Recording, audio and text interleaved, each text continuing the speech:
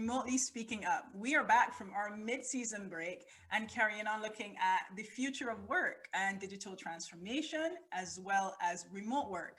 And this week we are joined by consultant and coach Andre Bello, who I dare say is also a serial entrepreneur and a bit of an ideas guy.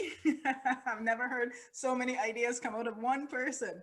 So Andre is here to talk to us today about co-working spaces, as Andre was one of the persons in Barbados who founded a recent co-working space as well. So he's going to tell us a bit more about the concept of co-working, what's the place of co-working in the future of work. And we're just going to talk about that sort of changing work context. So welcome to the show, Andre, and I'll hand it over to you to tell us a bit about yourself. Thank you very much for having me, Rochelle. It's a pleasure to be here. This topic of co-working is just, who would have known 2 years ago, right, that this topic would be so prevalent, today. But the best I could say is that work is going to change, and the way we see work has just been amplified and is just moving forward. It would have probably taken, what probably would have taken 5 to 10 years is now happening in 2 years, right? So there's a lot to talk about in this topic, and I hope that, I could, basically give some insights that are useful over the next 30 minutes or so. Yeah, I'm more than sure that you can. I mean, you're so right. The context is constantly changing. I mean, at this point, we thought we would have been over this pandemic, and it feels like it's just dragging on and dragging on. So you have companies that are saying, come back into the office, and then they're saying, okay, well, go back home again, and so forth. You have digital nomads coming, and then I don't know, the context and borders close again, and that's having a real impact as well. So It's a real sort of fluid context. So in terms of, let's start with your journey, because you're in this co-working space now, but you started from another place. You started originally from zoology, didn't you? Yeah, so and that's a bit of a funny story about how I even became a zoologist. I did my O levels, and I chose my subjects, and I chose art, math, physics, and I can't remember what the last one was, right? It was so long ago, right? They sound like zoology. Yeah, so there's no zoology in there at all. Chemistry was the third one. So art, math, physics, and chemistry. Yeah. And on my first day in class, my teacher, who was the same teacher that I had in Form 5, walked into the class, and he just took one glance at me and he said, Mr. Bello, step outside with me for a minute. And I said, yeah, sure, right? And he said, look, I don't want to sound bad, and I'm only saying this because I care about you, but maybe you shouldn't be in this class, right? Because I think that, that O-level maths, art maths, was at the level of your natural capability, right? So you might want to consider, I know you did very well in biology, you might want to consider something else, right? Yeah. And I didn't take offense at it, because I was like, okay, at that point, at that age, you're choosing anything. So I went in, I became I did A-levels, biology, and then eventually went into university as a zoologist, and was starting to do a master's in parasitology, studying the intestinal parasites in freshwater fish, right? And eventually, well, before I could finish that, got pulled into the role as a medical rep, right? Working first for a French company called Servier, and then Novartis, right? Most of us are kind of familiar with some of their products, Voltaren and Cataflam, if you've ever been in pain in the Caribbean. Might be called something else, somewhere else. But fundamentally, at that point, it was my first job, and I went from being a scientist to being a salesman. And what I would say is that the education that I've gotten from being that, to make that switch into sales really was my real education, understanding people, understanding, when you're dealing with doctors who are very technically sound, they don't want a medical rep to come and give them advice on the technical side of medicine. So it really is about understanding how patients think about how they're being treated. And that kind of led me down a path to doing my MBA. Ended up in marketing, advertising, went to Jamaica to be marketing manager for a financial group there called Jamaica Money Market Brokers. And then came to Barbados, where I live now, where I'm actually doing this interview from, and which is now home.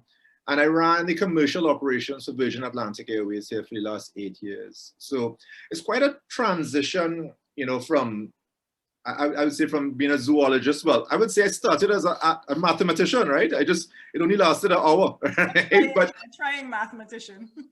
But that transition is really a summary of basically an aptitude that I have of a lifelong learning, right? So that while I could look at what those degrees were, they really are not as important as a real attitude of lifelong learning that I've had, which means I'm constantly getting micro credentials.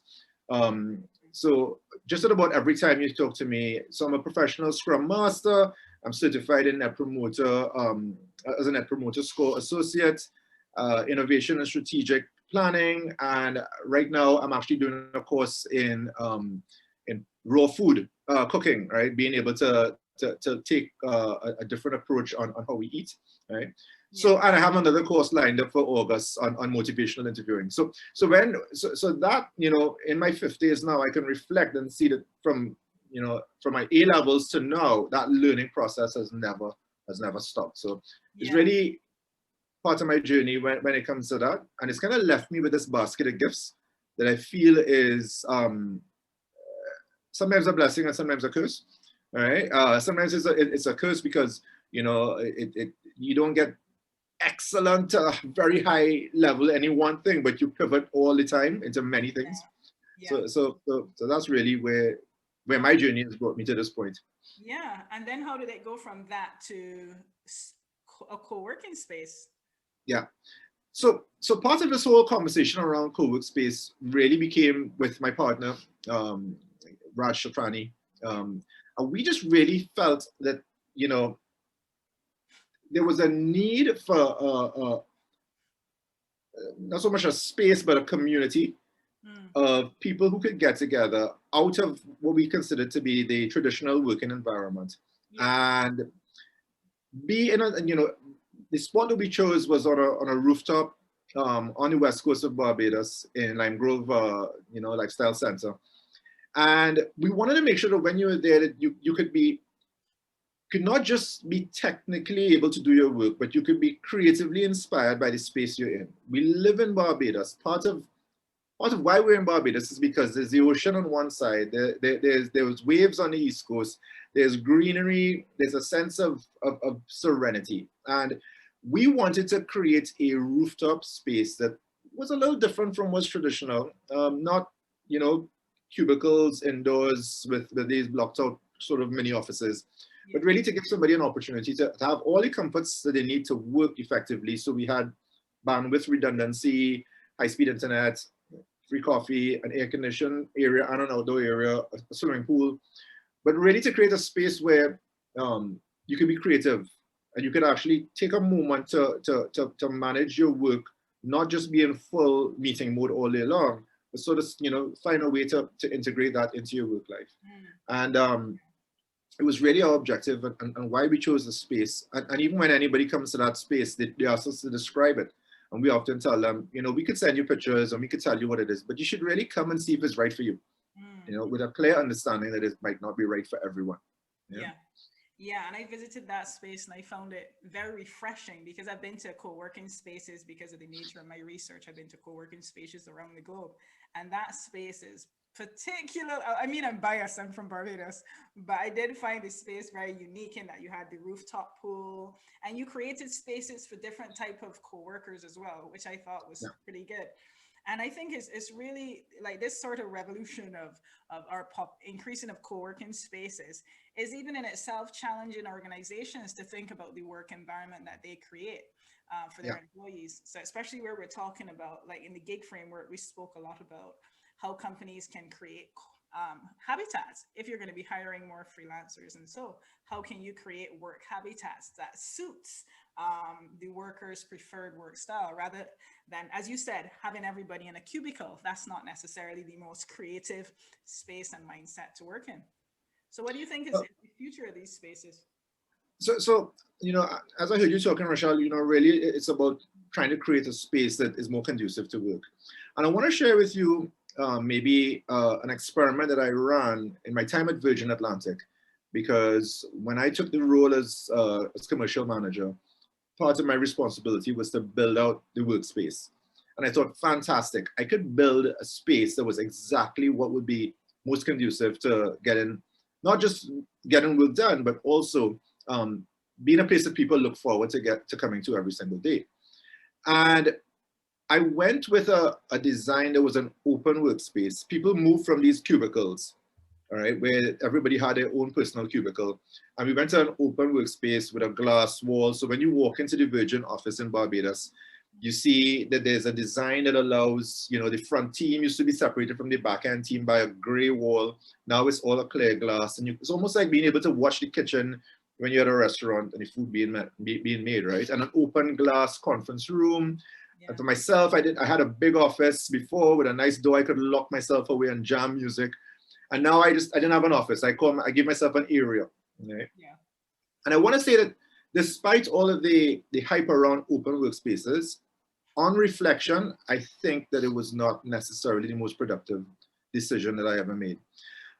Because I feel that there's this real need for people to almost have a combination. They need to have space where they can have focused work, and they need to be, because what happens is that in that space, you could have the conference room anytime you wanted. You could just book it. Is anybody using the conference room?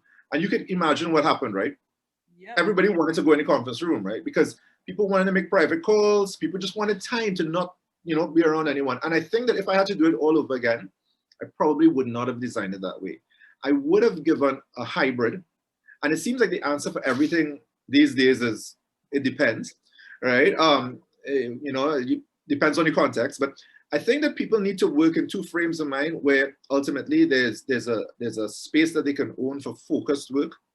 And then there's an area where you have more reflective work, right? Where you can really think about, problems that you have. And if I had to do it all over again, I would have gone back to cubicles, but created a shared space where people could go into. So the same way that people constantly wanted to book the conference room, they would change their behavior, not book the conference room by themselves, but meet other workers in the conference room to hang out, to have lunch, or just to go chill for a little while, and then go back and do focused work. So that's a little error that I think that I made in designing that workspace. Mm-hmm.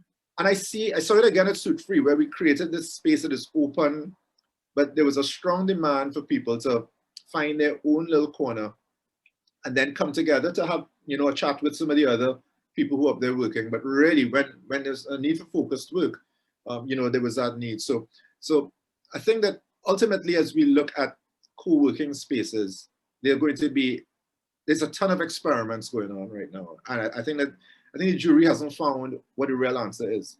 Yeah. What I can tell you is where I see, it's strange because I look at the space race that's taking place between the billionaires, right? So my ex-boss, Richard Branson, he said he's number one, right? He went up there first, and then you have you have Bezos going up, right? And Musk talking about, well, I have stuff in the orbit and I'm heading Mars further than you guys, right? Yeah. But quietly in the background is Zuckerberg. And you see Zuckerberg not really talking much about space, but he's talking about a different universe. And he's really focused on the metaverse, right? Mm-hmm. And when you listen to what his plans are for the future, he plans to transform Facebook from being a social media company to a metaverse platform. And what does that really mean? Metaverse is really an ability that when we start co-working, that we actually kind of make the shift between any physical world and the augmented world and the virtual world, so that you can start thinking of workspace. Just imagine that you go into, that you're on a bus, you're on a train, you're at the beach, and you put on your AI glasses, and you're at your desk, and you're sitting on a boardroom table, and you have spatial awareness of who's next to you. You actually have people, you have as many screens as you want, and then you take your glasses off, and then you're at the beach, right? So ultimately, that's where, just like Elon Musk dreams about going to Mars, Zuckerberg dreams of being the platform in which this takes place. So it's like Zoom meetings on crack, right? So you put on your glasses, and the real challenge for them now is how do you get that technology into the frame of glasses, right? How do you get microprocessors in there? So the technology isn't there just yet. Yeah. But that's a conversation that we're going to be having way before people are going to Mars. And when you start thinking about this idea of the co-work space, everything is going to be an experiment leading up to to that. Yeah. Yeah, I think it's exactly like you said, like there is no people are trying to come up with like this one solution, but I think actually the answer is in the diversity of the co-working spaces. So for example, what you were saying, I mean, that's fascinating. I didn't even know about that in terms of Zuckerberg and the meta universe. And I can see how that would play out as well, kind of putting the worker in the context in which they're more productive rather than they physically being there, and maybe that can provide a level of affordability for those who want necessarily the digital nomad lifestyle but can't do the country to country sort of hopping. But I think you're very much right. There's, I think, the struggle in trying to come up with one answer is because you're not going to find one space that suits everybody. So you need to be able to come up with spaces that are unique and diverse and considers different types of workers. And I've seen some co-working spaces try to do that, where others say, well, you know what, we're going to be very clear in our focus and vision, and these are the type of workers that we cater to. So some cater to the creatives, some maybe cater to more IT professionals, and some try to create spaces that cater to everyone. So I do see, in terms of, like you say, that race to create these co-working spaces, we're going to see a lot of ingenuity and innovation in the type of spaces that are built out. Yeah, and what we've seen in Barbados is really sort of three models. Yeah. Model one is a traditional co-work space where you rent an office, you know, and you have fractional ownership of the services or access to the services around that office. And it's pretty traditional, and that might be perfect for someone. We see our model, which tends to be a place that is designated for co-work. So it's not a restaurant or it's not a bar. You're not in Starbucks, right? But you have a place, but it's more, you know, relaxed and open environment. And then the third model is just restaurants and bars who just provide Wi-Fi and now welcome you to come in, right? And neither of these are better than the other, right? They really are based on what fits your work style, what type of work you do, and what mindset you're in. Yeah. The risk of that metaverse that we just described, right, where you can just put on your glasses and be at work, and it's also the risk that you have in your home, is that you're always on, right? Yeah. And for me, who, having been a corporate man for 8 years and now back into my own consultancy, that's a challenge for me, that I have to make sure that I'm not on all day long, right? Because we've done some research on happiness at work, and we found that a lot of people rate their happiness as neutral. And when we dig deeper, what they mean by neutral is a whole bunch of negatives. You would think that neutral will be equally balanced between negative and positive, but there's a whole bunch of negatives in there. And we've kind of defined that in the workplace now, there's a lot of silent stress. So one of the things that I mean, is sitting right next to me now, I have to challenge myself when I'm working, I have an old school, I don't know if you can see that, old school analog timer, right? So when I sit to work, what I do is I just say, okay, I'm gonna work for this amount of time. I just choose it randomly. And then I can do very focused work. I do nothing else but focus until that little, and I just glance down every so often and see where that red circle is. But once that goes off, then I'm gone to, maybe watch a half an hour comedy or go on social media, or I've been trying to now do push-ups, right? But yeah, that's an experiment. We'll see how that works, right? But fundamentally, as you move into this space where work starts to be blended into your personal life, right? You now have the responsibility to take control of the fear used to be, will a remote worker get as much done as a full-time worker?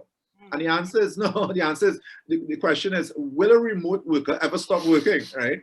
And I can tell you that when I look at a traditional 8-hour day, and I'm guilty of this, you could see maybe you have 3-4 really productive hours, and the rest of it, meetings that could have been an email, an extended lunch, just doing stuff that isn't productive. Now, what I know is that my work is all unproductive in that little window that I've given myself, because I've made sure that my time is being used very effectively. So I definitely see myself as more productive now than in the corporate space.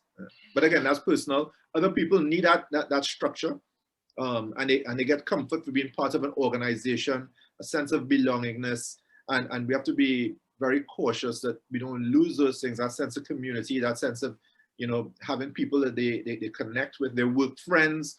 People say that's my work wife, right? And I just say that with no bias, because nobody ever says work husband, right? We say that's my work wife, and they build relationships, and that's part of what's missing from the remote formula. And we have to make sure we don't ignore that.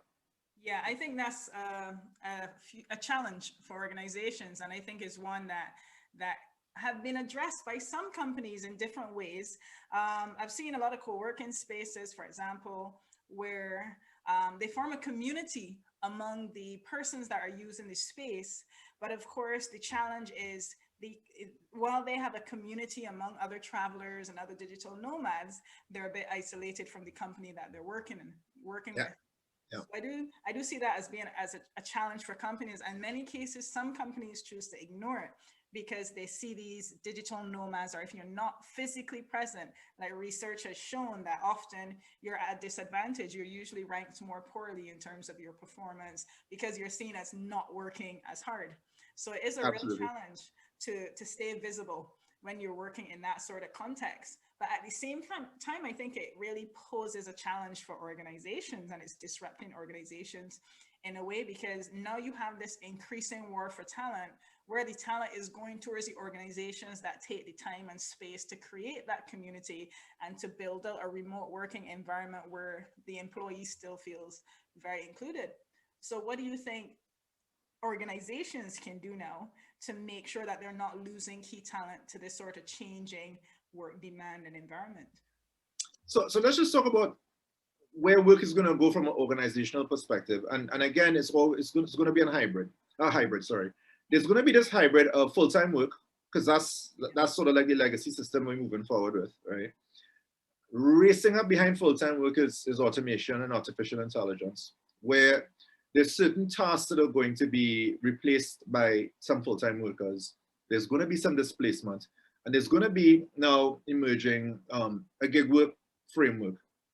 Mm. If we start thinking about where jobs are going to be by 2025, we can expect to lose probably about 85 million jobs by 2025, but they're going to add 97 million jobs by that time. So what does that mean? It means that roles are transitioning, right? If you look at AI is, even look at the example of a software programmer. A software programmer right now probably will now be doing the role of, code is probably going to be written by AI. Now you have a lot of no code websites. You could go and build your own website today, right, without knowing a single or writing a single line of code, right? So what's the role of a coder, right? So you're going to start to find that jobs are starting to juggle around, and real value now is going to come from not so much problem solving, but problem finding, being able to recognize. So things like customer discovery, there are a lot of soft skills that are going to come up.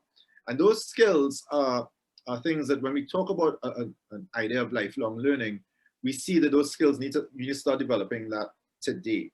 Now, so what's going to happen? You have right now mostly full-time workers.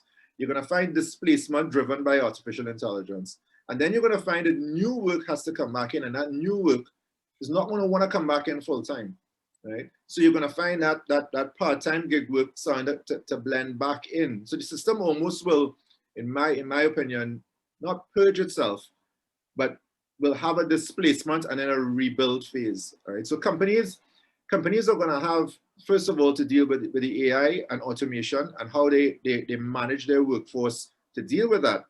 But then there are going to be new problems because the accelerated pace of being able to solve problems is not going to be matched by the ability to find opportunities and to find problems. Right. So the skill set that will come back into organizations won't necessarily, you will get value out of somebody who understands the marketplace more than they understand the internal workings of the company. So it really is a transition. It will be hard for some companies because they're stuck in a mindset that this is the way things are. And us in the Caribbean, we need to be on top of this and start preparing, because this is going to race ahead for us. And of course, there's a saying that everybody knows that the future, is already here. It's just not evenly distributed. So the good news for us in the Caribbean is that we have an opportunity to look at what's happening in the UK, in Europe, and North America, and basically be able to prepare ourselves for what we know, is coming. And it used to be 5 years, now it's 2. And then be able to engineer ourselves to match. Otherwise, we're going to find that our talent here is going to get picked up by overseas companies. Because once we start to look at developing talent will go wherever is needed. And now geography is no longer, a restriction, to where talent can go, right? So there are a lot of things that are going to happen in the marketplace to allow, you know, the competition for talent to become much more, I would say, vibrant in the Caribbean. As long as the worker starts to get the mindset of how do I prepare myself for what's coming next. And you look at a company like Google and stop thinking about going back to university to do a degree, you know, and some people say you could say that you already have a master's, but look, if I think about how I use my master's degree compared to how I use all the micro certifications I've done over the last 20, 30 years, that's what really comes into play.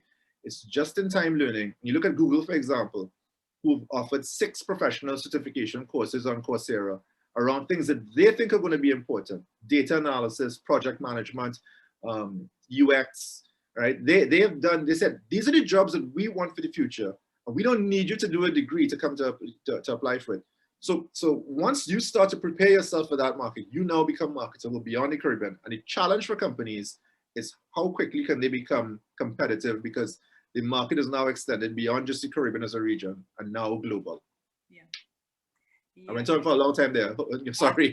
You're preaching, because that is why that's one of the main reasons we started. Well, you know, I did the global study in 2018, and why we did the global study at the time was we found that the work context was exactly as you just described, where the type of employee was changing, the type of job role was changing. You had now workers working alongside technology.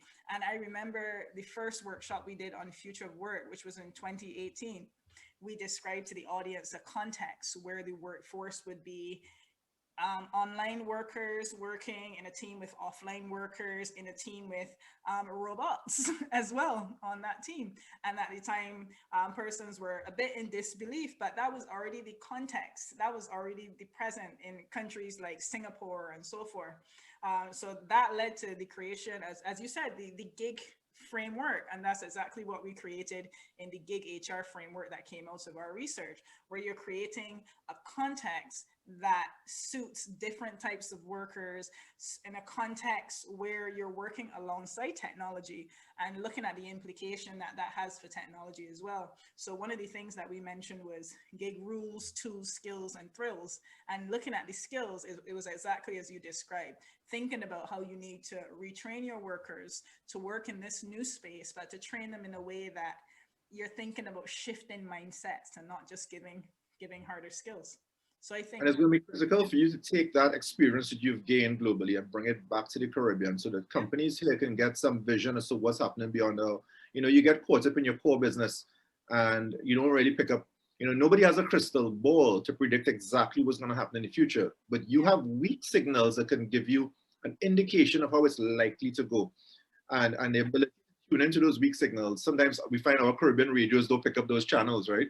And I would say it's radio gig HR, right? That people need to be tuning into to figure out what's happening outside there, what's happening in Singapore, what's happening in this space that we need to be prepared for.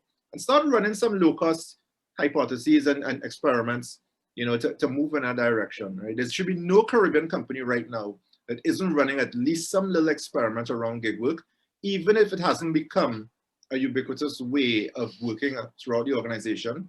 Somewhere, some department should be experimenting with it in a way that, even if it fails, is an education on how this thing is likely to go, and they can transition and pivot into what's next. Yeah, I think that's exactly it, because I think at the time where we started, the focus was on remote work. Then we spoke about remote work. The pandemic came, shoved everyone into remote work. So then the organizational mindset became, okay, then, oh, well, we're in the future. The future is remote work. But actually, remote work is step one in the transformation of the workforce. And now we are moving towards this blended workforce where it's not just going to be working with people who are remote and people are in office, but you're going to be working with people on different types of contracts. You're going to be working on different technology, persons that are very fluid in and out of the company. And that puts the company in a lot of risk as well in terms of compliance and so forth. So I think Caribbean companies and a lot of other companies need to really take on board what's your next step. And as you say, start to experiment with, well, how would you actually bring these individuals on board? Because the thing as well, like there was a study by Harvard Review that showed that a lot of workers are going towards remote work, but the majority of them were persons who were working full-time before. So now you have full-time workers opting to do gig work. So you're losing a lot of your expertise and talent. So if you want them back, you can have them back, but in the form of gigsters. But are you ready for that concept? Is your But company? here's what's most exciting to me about this entire thing, Yeah. is that one of the things that we're going to see in the future for sure is a lot more mid-career changes. Yeah. And while you talk about people leaving their professional jobs to go into gig work, there's an opportunity to pivot into something that truly is fulfilling to you. And there's an amazing book that I love called Dark Horse by a guy called Todd Rose.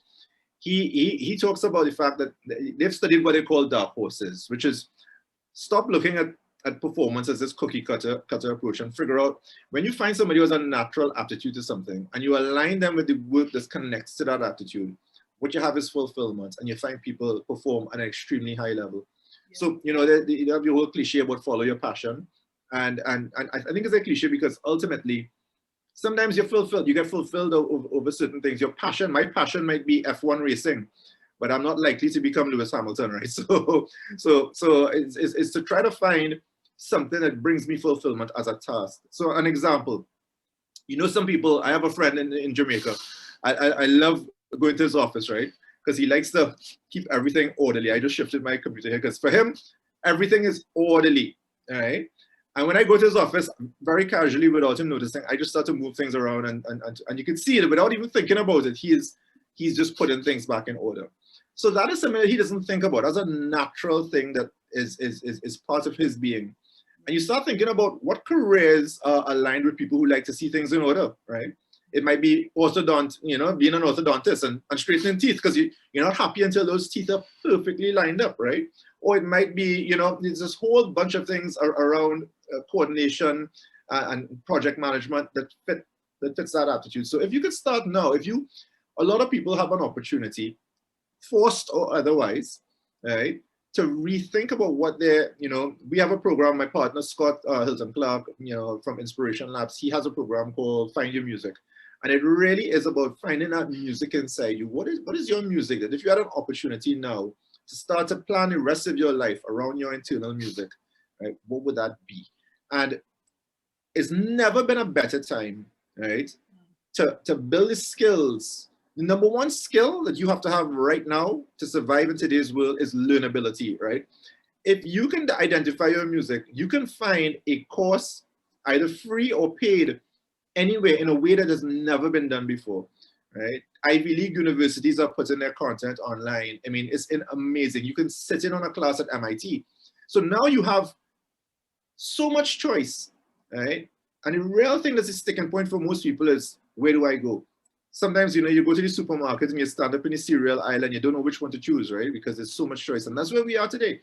You know, that's like me on Netflix. I look at Netflix, I have no idea what to watch, right? But it's not because I don't have good content. It's that I haven't found out what matches my likes, right? Yeah. So the opportunity for gig workers now is to identify that in a music. And really, if they have a sense of learnability, they can find a direction that is marketable, that is globally, you know, in demand, right? So that to me is the most exciting thing about what's happening today. I'm not limited anymore by the jobs that are available, you know, that I have to go apply to the companies in my neighborhood. I now can pivot that to what do I want to do, right? Because it comes so naturally that I don't even think of it as work, right? Yeah, that's very true. Wow. You've given us, well, I don't even know where to start. We're at the end of our episode, but I mean, I could carry on for hours talking about this topic. I don't know if I hope I talk too much, you know. You probably have some questions lined up for me, right? So I don't want to miss those. But this could take us talking for 3 hours. But it's such an interesting and relevant topic. And thank you so much for sharing everything that you did, and especially the nature of your inspiring work and about the co-working space that you started and where co-working spaces are going. So we're going to wrap up now, but I should have warned you at the beginning, actually, that we usually wrap up with the guests telling us their funniest work story. So I don't know if you have one to go. Right, but I went to a meeting with a client, and I was trying to make a point, and the client wasn't listening to me. And I was in advertising at the time, and I was meeting with the CFO of a real straight-laced CFO, and I said, look, I don't know how to make this point more clearly. So I actually got up on the chair, stood up, and then stood up on the table. And I said, okay, now that I have your attention, all right? And I made the point. And I just, at the end of the day, she was kind of aghast. But afterwards, we had a good laugh at it, right? But it's one of the stories that I know I'm reminded of by people. I said, Andre, remember the time when you went up on the table? And I was like, man, that wasn't really what I meant to do at the time, right? But it just felt like the right way to get her attention at the time. So that's one way to go about it. yeah. I have funnier stories, but it'll involve getting people who still working at the places fired. So. Oh God, let's leave that. You don't want to contribute to the job displacement. No. Too much of that going around at the minute. But Thank you so much, Andre. Thank you for joining us on Remotely Speaking Up. And I hope our audiences that you've been given a lot to take away in terms of how to think about the future of work, in terms of how to prepare your organizations and to prepare yourselves for working in different ways. So be sure to check out Andre and his work. Andre, where can our audiences find you? So I have andrebello.com at Polywork. Sorry, it's not, so you just go andrebello.com, but I use a Polywork platform just to add some stuff that I'm doing, that's not even complete. I just really made that transition from LinkedIn to Polywork, and it just really fits me a little better in terms of being able to put up things. So andrebello.com, there's not a lot of stuff there, but whatever is there should be useful. Brilliant. Thank you so much. And thank you to our audiences for listening again. And you would have heard in this episode, we mentioned the Gig HR framework, which we're going to be uploading shortly on all of our platforms in terms of how that works and what that means. What is Gig HR? So look out for that, and you will really get a deeper understanding of a lot of the concepts that Andre mentioned, a lot of the concepts we discussed in this episode, and it will be helpful to your organization in thinking of how you can gain the best and the brightest talent as that talent pool changes. So thank you so much, Andre. Thank you to our audiences. And this has been another episode of Remotely Speaking Up.